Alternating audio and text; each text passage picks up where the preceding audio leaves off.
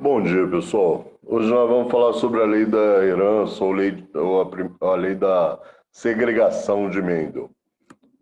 Na semana passada, nós falamos sobre os experimentos ou parte dos experimentos de Mendel, né? Falamos como ele trabalhava, as formas que ele trabalhava, e hoje nós vamos falar um pouco mais sobre isso e trazer para a modernidade as questões que Mendel aventou lá naquela época. Em primeiro lugar, é necessário entender por que que ele lidou com a ervilha de cheiro.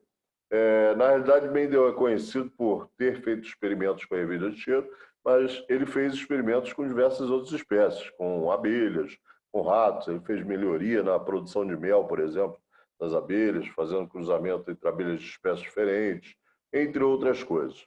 Mas o maior sucesso dele foi ter postulado essas leis e ter feito experimentos com essa ervilha de cheiro. Por que ervilha de cheiro? Imagina que você queira fazer um experimento, eu queira fazer um experimento onde eu preciso verificar se em algumas gerações de vocês esse experimento ainda será válido, ainda terá respostas. Vamos supor, sei lá, eu quero que surja uma pinta no rosto e vamos supor que isso fosse eticamente possível, né? E eu fizesse esse experimento com vocês. E aí eu queria saber se os filhos de vocês terão também essa pinta no rosto, os netos de vocês também. Qual é a minha falha nesse experimento?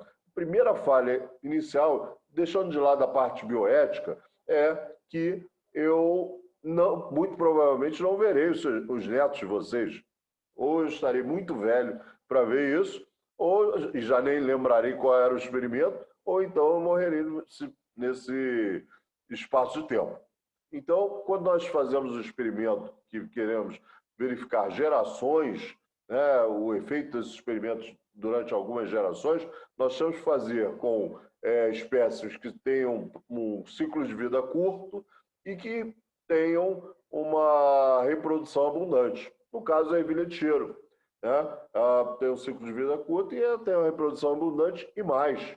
Ela tem uma propriedade que é fundamental para Mendel, a propriedade de ser hermafrodita. Essa planta, ela possui os dois sexos. Vocês estão vendo aí, essa parte mais verdinha central aí, nós chamamos de gineceu. É o sexo feminino da planta. E essas partes mais coloridas, que tem o pólen, aí que parecem mais hastes verdes, e no final fica vermelho, fica amarelo, nós chamamos de androceu, que é o sexo masculino das plantas. O que Mendel fez? Ele pincelou esse androceu, o pólen ali, no gineceu. Ele autofecundou essas plantas. Qual era o sentido disso? Por que ele estava fazendo isso? Porque quando você autofecunda um organismo, você garante que só nasçam ele e ele mesmo, características dele mesmo. Ou seja, vamos supor que eu queira que só nasçam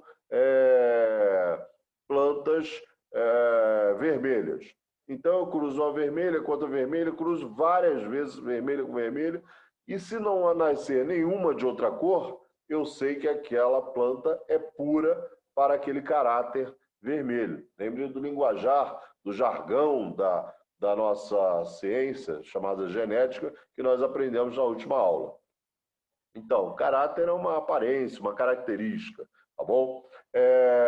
Ele fez esse experimento diversas vezes, milhares de vezes, bem da verdade, mais de 4.000 cruzamentos. Mendel ficou conhecido justamente por ter fazer fortemente o uso da estatística, que é uma das melhores ferramentas para você conferir se o experimento realmente tem bases sólidas, bases científicas sólidas, né? Então ele fez esse experimento, vamos colocar aqui com a altura, por exemplo. Vou pegar um caráter qualquer, tá? A altura. Se ele fez esse experimento com a altura, ele pegou plantas baixas e plantas com a estatura alta. Então, isso significa que ele pegou puras, que ele chamava de puras. Hoje nós sabemos que são homozigotas. Lembre-se do nosso dicionáriozinho lá. homozigotas para esse caráter. E pegou outra que fosse homozigotas também para o caráter baixo, por exemplo. Poderia ser qualquer outro tipo de caráter. Por exemplo, aí tem um exemplo de flores. As flores dessa psum sativa, umas púrpuras e outras brancas. Então ele cruzou várias vezes essas púrpuras e verificou que só nasciam púrpuras. Cruzou várias vezes essas brancas e verificou que só nasciam brancas. Na atualidade, nós resolvemos colocar o quê? Letras para que a parte didática fique favorecida, tá? Mas Mendel não usava bem esse sistema, não, nos experimentos dele. Então, ele cruzou, depois de cruzar, de autofecundar várias vezes as púrpuras e certificar que só nasciam púrpuras, e autofecundar diversas vezes as brancas e certificar que só nasciam brancas, e essa geração ele chamou de geração parental, por isso geração P aí, ele resolveu fecundar as duas, fazer uma fecundação cruzada. E na geração F1, que é a primeira geração, ou seja, são os descendentes daquela geração parental, ele verificou que todas as plantas tinham flores púrpuras. Então, isso ficou no imaginário dele como algo assim, onde está aquele fator, ele chamava de fator, hoje em dia nós conhecemos como gene, onde está aquele fator ou aquele gene que faz com que essa planta tenha flores brancas, por exemplo. E aí ele resolveu fazer autofecundação também dessa geração F1, assim como ele fez lá na geração parental.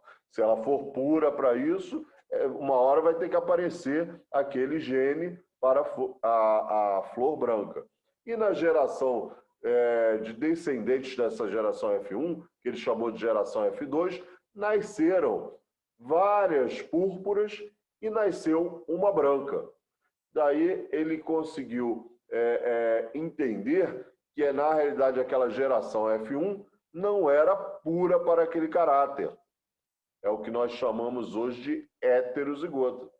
Na realidade, você está vendo ali que a geração parental é Bzão, a geração para púrpuras, a geração parental para brancas é Bzinho, a geração F1 é Bzão, ou seja, já é heterozigota, e a geração F2 nasceu com uma proporção mendeliana que nós chamamos 3:1. 3:1 em quê? Bom, eu falei de duas coisas completamente diferentes para vocês até agora. Eu falei de Bzinho, Bzão, e quando eu falar disso, eu estarei sempre falando de genótipo. Senhores, a carga hereditária que esses organismos herdaram. Sempre que você falar de genótipo, você vai ter três palavrinhas. Ou será homozigoto dominante, ou seja, todos dois em caixa alta, no caso Bzão, ou será homozigoto recessivo, no caso Bzinho, ou será heterozigoto, um Bzão e um Bzinho, né? Homo significa igual, o mesmo. Lembre-se lá das misturas homogêneas, né, da química. Então, aquilo que você vê o mesmo, você olha a água e o sal, vê a mesma coisa.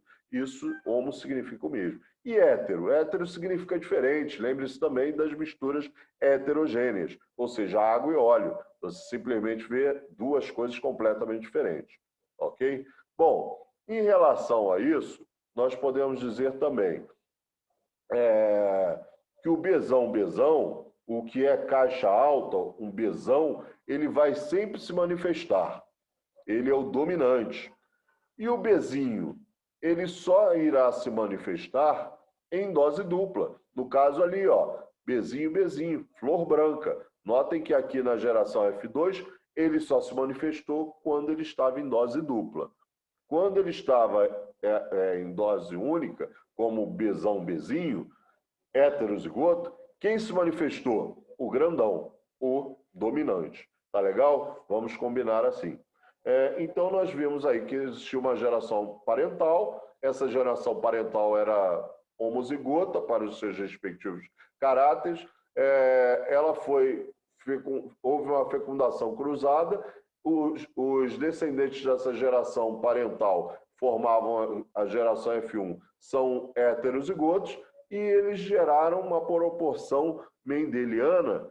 E aí, quando eu falo essa proporção 3:1, eu já estou falando de fenótipo. Por quê? Porque eu estou falando daquilo que eu posso ver ou mensurar. Eu já não estou falando da carga hereditária. Quando eu falar da carga hereditária, aquelas três palavrinhas: homozigoto dominante, homozigoto recessivo ou heterozigoto. Quando eu falar do fenótipo, aí eu vou falar de tudo aquilo que eu posso ver ou posso mensurar. Por exemplo, eu posso ver a cor dos olhos de uma pessoa, eu posso ver a cor da pele de uma pessoa, eu posso ver o tamanho de uma pessoa, ou eu posso mensurar o timbre de voz de uma pessoa, se é mais grave, se é mais agudo, eu posso mensurar o tipo sanguíneo de uma pessoa, se é do tipo A, se é do tipo AB, se é do tipo O, ou se é do tipo B.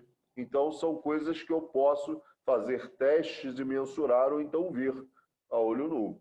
É o caso aí da cor das flores. Eu vejo que uma flor é púrpura, eu vejo que a outra é branca, a geração F1, todas são púrpuras, embora eu saiba que lá no seu genótipo elas sejam heterozigotas, mas o genótipo eu não estou vendo, então eu só estou vendo o fenótipo, né? Aquela interação entre o genótipo e o meio ambiente. E aqui eu vejo na geração F2 que 3 são púrpuras e uma é branca. Isso é a famosa proporção mendeliana, 3:1. Quando eu falo 3 são púrpuras e uma é branca, eu estou me referindo a quê? Ao fenótipo. E se eu disser que estou me referindo agora ao genótipo da geração F2? Aí já não terei essa proporção 3:1. Na realidade, eu teria uma proporção 1, 2, 1. Por que 1, 2, 1? Porque uma é homozigota dominante, 2 são heterozigotas e uma é homozigota recessiva. Em genética, a gente costuma fazer os cálculos sempre usando frações. Então, eu poderia dizer também que nessa geração F1, por exemplo, 100% ou 1:1 são heterozigotas. Na geração F2, eu vou poder dizer que 25% são homozigotas dominantes, Bzão, Bzão, 50% são heterozigotas, também chamado de na matemática de um meio, né? São heterozigotas, e 25% são homozigotas recessivas. O Bzinho, Bzinho, que eu posso representar também como 1/4. Tá legal? Ou seja, eu tenho 1/4 dominante, Bzão, Bzão, eu tenho 1/2 heterozigoto e eu tenho 1/4 recessivo, flor do tipo branca. Tá ok? Então, não confundam os termos genótipo, que é a carga hereditária, que é aquilo que eu herdo, ou nós herdamos, né, dos nossos antepassados. Notem que nem sempre esses genes irão se manifestar. Tá? A genética, eu costumo dizer que é a ciência daquilo que a gente não vê. Então, você pode ter uma característica que os seus pais não têm, mas que foram passadas para você pelos seus pais, não se manifestaram nos seus pais, mas se manifestaram em algum descendente que às vezes algum ascendente, perdão, que você nem conheceu, né? A sua 8ª geração. Normalmente a gente conhece só lá avô, bisavô, tataravô e para por aí, não é mesmo? Bom, deixa eu ver o que mais posso falar sobre isso. Basicamente era isso que eu tinha a passar. Vamos para a próxima etapa. Nesse quadrinho aí, eu tenho o que nós chamamos de quadro de Punnett. Esse quadro de Punnett, posteriormente nós vamos fazer uma aula onde eu precisaria demonstrar isso para vocês, porque só falando assim talvez fique um pouco vago. Imagine que eu tenho aqui, nos gametas, aquela segunda geração, ou melhor, aquela geração que nós chamamos de geração F1. Lembre-se que eles são Bzinho, Bzão, Bzinho. Aqui eu substituí as letras, eu botei Azão, Azinho. Pode ser qualquer letra que você quiser, desde que seja dentro de um contexto usado com uniformidade. Tá? Isso nós veremos detalhes depois. Bom, então eu tenho a geração F1 aqui do lado de fora. São os heterozigotos, as flores púrpuras. Eu tenho aqui os gametas da geração F1, Azão, Azinho, e aqui ao lado também Azão, Azinho. Isso aqui funciona mais ou menos como se fosse um plano cartesiano. Todo mundo já estudou o plano cartesiano lá na matemática. Então, quando eu cruzar esse azão daqui desse gameta de cima com esse azão do gameta ao lado, que está em azul, inclusive, para diferenciar, eu terei nesse primeiro quadrante aqui azão, azão. Depois eu vou cruzar esse azão aqui de cima, o azão preto, da geração F1, lembre-se, com esse azinho aqui de baixo, à sua esquerda, azul. Eu terei nesse segundo quadrante, aqui embaixo, azão, azinho. Depois eu vou subir para o terceiro quadrante, que é o quadrante lá em cima, onde em cima tem um azinho. E vou cruzar com azão em azul. Vai dar o quê? Azão, azinho. E depois eu vou para o quarto quadrante, onde eu tenho esse azinho com azinho. Ali será a minha flor o quê? A minha flor branca. Esses descendentes daí de dentro, eles já serão o quê? Serão a geração F2. Tá? De maneira que os gametas que nós estamos vendo aí, usando o exemplo anterior, são o quê? A geração F1. E esses descendentes seriam a geração F2. Tá? Lembrando lá, ó, vou subir aqui, tá vendo? Bzão, Bzão, Bzão, Bzinho, Bzão, Bzinho e Bzinho, Bzinho. Eu desço aqui e vou ter o quê? Azão, azão, azão, azinho, azão, azinho e azinho, azinho. Eu vou ter as mesmas proporções, tá? 1, 2, 1, ou 1 quarto, 1 meio e 1 quarto, ou 25%, 50% e 25%. Bom, pessoal, na página 41 do livro de vocês, tem mais algumas dicas aí e fala sobre algumas coisas que Mendel sabia, né? E que não sabia, e que atualmente a gente sabe que são verdades diferentes. Tem também um enunciado que fala o seguinte: toda característica está condicionada em um par de fatores, modernamente chamados genes, que se separa, segregação, com a mesma probabilidade durante a formação dos gametas, indo apenas um fator para cada gameta. Por esse motivo, os gametas são puros. Após a fecundação, os fatores se juntam, formando novamente um par. Esse aqui é um postulado base lá dos experimentos de Mendel. Bom, eu espero que vocês tenham gostado dessa aula. Qualquer dúvida, entre em contato comigo. Verifiquem também o livro de vocês, que tem mais algumas informações importantes, e posteriormente nós passaremos mais alguns exercícios. Lembre-se, genética a gente sempre aprende exercitando, tá? Um grande abraço, fiquem com Deus. Cuidem-se, viu?